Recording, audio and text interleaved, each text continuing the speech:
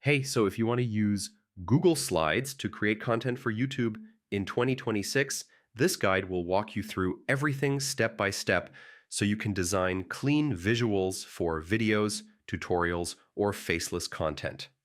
First, open your browser and go to Google Slides.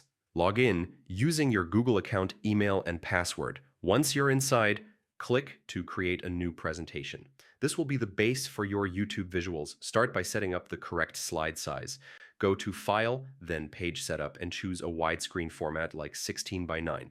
This matches YouTube's video ratio and ensures your slides fit perfectly on screen. Next, choose a simple and clean theme. For YouTube, avoid heavy designs. Use clear fonts, high contrast colors, and enough spacing so text is easy to read on mobile screens.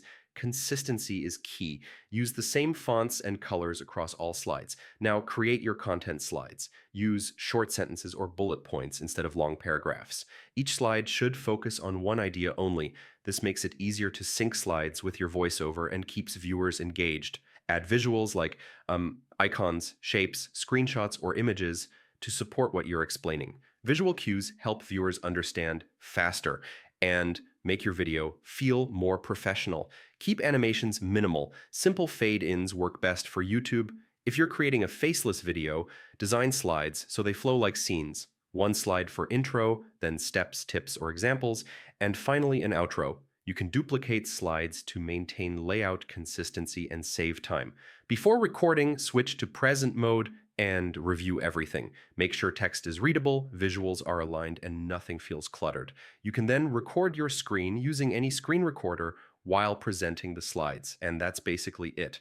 By setting the right slide size, keeping design simple, focusing on one idea per slide, and reviewing before recording, Google Slides becomes a powerful tool for YouTube content creation.